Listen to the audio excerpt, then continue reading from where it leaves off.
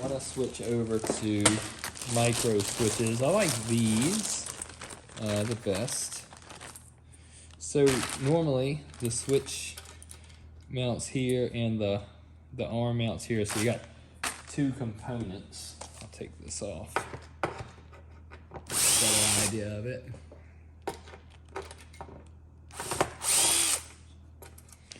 Got to the side for now. Okay, so you got two components to the switch that need to interact with each other. You got the blade and then you got this. And what happens is they become very finicky. This is a much better and more reliable setup, but you have to figure out how can you mount this. Do you want to mount it this way? You know, this is where the switch was coming from. Could do that. You could do that. You could do that. You could do this. Part of you is going to say, well, it's in the way of this braid, but I have a different plan for that braid. Another option would be to go with a switch that has the opposite side mounting. So that would be right here, here, here. Or you could also put that same switch over here. So there's a lot of different ways to configure it.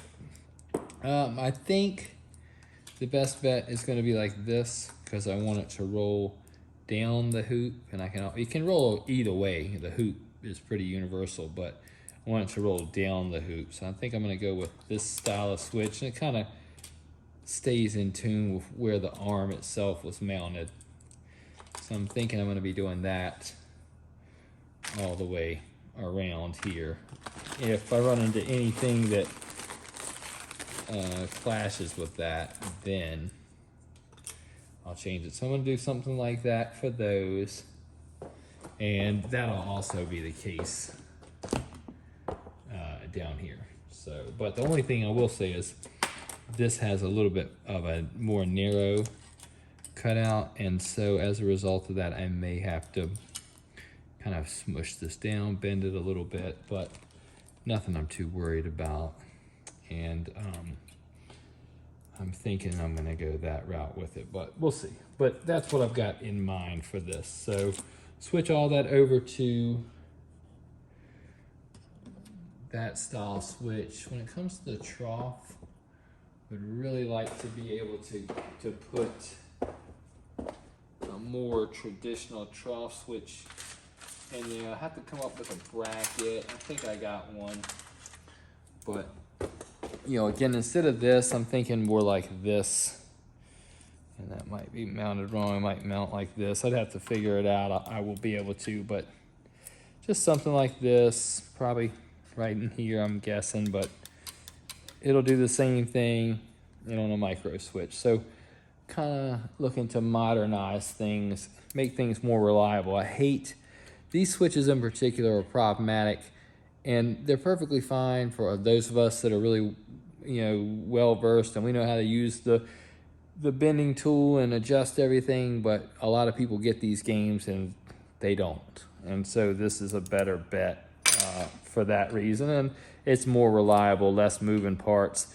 Balls will roll down these a lot easier. They won't get hung as much as these do, because if you put a lot of tension on this switch, now all of a sudden that arm's hard to move. So it's just kind of an outdated way. So that's what I got in mind there. And other than that, I mean, I'm going to put updated flippers. So that would be, instead of this multi-part flipper with the bushing mounted directly to the play field, I'm going to put entire flipper assemblies on here. And I think that's the majority of what's going to go on there. Okay, we are ready to get into the underside. First things first, I want to figure out is the trough switch. I want to put one of like this on here, and I need to just, I know it sounds simple, and this will definitely work, but the one thing I want to make sure that I figure out before I do it is if this will hit anything when it's in the cabinet. So, you know, if I turn the bracket this way, that might hit the chutes to the coin door, that kind of thing. So I gotta kind of map it out. I think this will be the more challenging switch to figure out, even though it doesn't look like much. And then the rest of it will be pretty easy. But the philosophy is pretty simple. This isn't the best looking bracket. I'll see if I got a better one. I'm not sure. But that's gonna be the first thing I do. Then I figure out how to utilize these. That should be pretty easy. I gotta do something with this shorter one. I'll probably have to clip this and bend it a little bit in order to make it fit in there. And other than that, it's just gonna be a whole lot of soldering.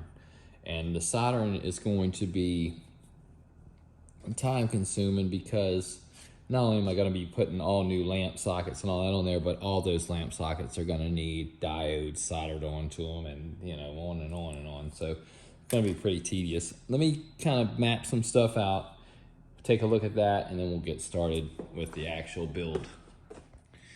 Here are the two things that I'm most concerned about, roughed in place, just one screw. Let me check this.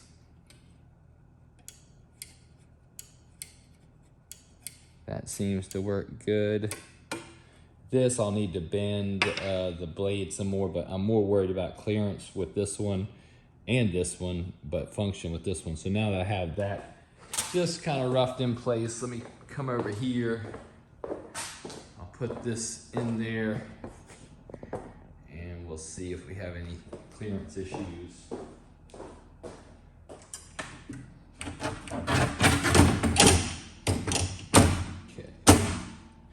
Goes down all the way. Coin door shuts. So we're good there. Now let me take a peek inside here. Make sure.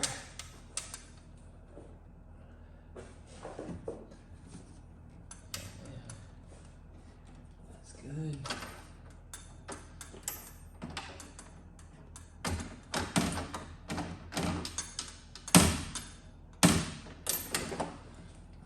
Very good. No concerns there.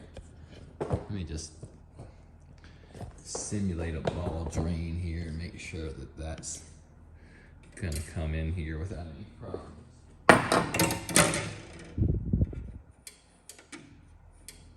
Hear the click? Means that should be good. I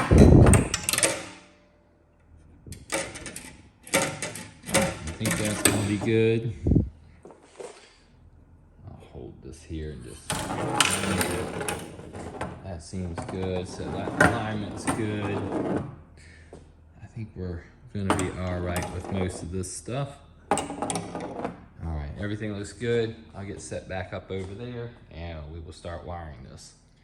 All right, here's where I'm at after about 6 hours of kind of configuring things and mapping things out and installing parts. I have everything mapped out. I got a few more parts to build up, and then I got to get into the things I'm going to actually be reusing, like the drop target mechs and stuff like that. But everything is mapped out, and it should be good. It's just going to take a whole lot. It's going to take a whole lot of soldering and a whole lot of patience to implement all these changes into that original harness. But you know, it's really just time at this point. So with all new feature light sockets, I've got to put diodes on those. I've changed the style of GI sockets throughout everywhere I could. There's some spots I can't change them, and that would be on the edges, because anything that runs along the edge needs to be this low profile style so it doesn't drag the playfield runners that are mounted to the cabinet. And I've got it mapped out to put all new score switches on there. There's quite a few of those on this game. I'm about to build up some other new switches. They're a little bit more intricate. So the slingshot switches, I'll make up new assemblies, but they will require this capacitor and resistor be put on those. I have new correct jet bumper switches with the capacitor and resistor already installed. along with the diode, but I'll have to transfer the brackets over for that. And I don't know. I mean, I'm just kind of mapping it all out. I'm getting the map ready, and then I'm gonna drive there. So I don't know, but it's gonna be an exercise in patience. I got a couple other little things I want to change. I think I'm gonna change the style of switch for the ball cup right here, the saucer. I think I got a newer style switch that'll work better there. But I guess my real goal is to make it look like it's supposed to look from the outside, but be much better on the inside as far as mechanically and electrically. So that is not an easy task. Got the harness wrestled in place. I mean, I got a lot more things to do even on the ground level, but I want to start getting a sense and maybe get a little bit ahead of it. I can work around some of it. But one of the biggest things that I'll need to do is reconfigure a lot of the wiring to accommodate the changes, because before we had a lot of ground braid tying all of our wires together, and now we'll have the initial source for that. Let's just talk about this GI. We'll have the initial source of power for that single socket that was tied to so many that just kind of ran all the way around. So I won't have those provisions in place. I'll have to make them. So what I'll be doing is I'll group all this wiring together, then I'll make a provision in here and connect it. But the reason I need the harness in place to do that is I would be guessing. If I didn't see exactly what I have to work with, I would be guessing while I'm doing that. So I'll have to kind of keep it loose and move some stuff around and make that work. But we'll get there. But I mean, at this point you're looking at it and you're like, oh, wow, that's a lot, and it is. But it'll you know, you just start out one thing at a time. You know, you have locators, you have different things, but start here, work your way there, or sometimes I'll start up there and work my way back. But I don't look at the totality of it. I look at the individual thing about it. I'll look at this and say, okay, I need this. I need a diode here. I need this color wire here. This jumps across here, so I'll need that color there. And then get it done, move to the next, move to the next, on and on and on, and it all adds up. So that's where I'm at. I'm gonna take a break, and then I'll get back to it in a little while.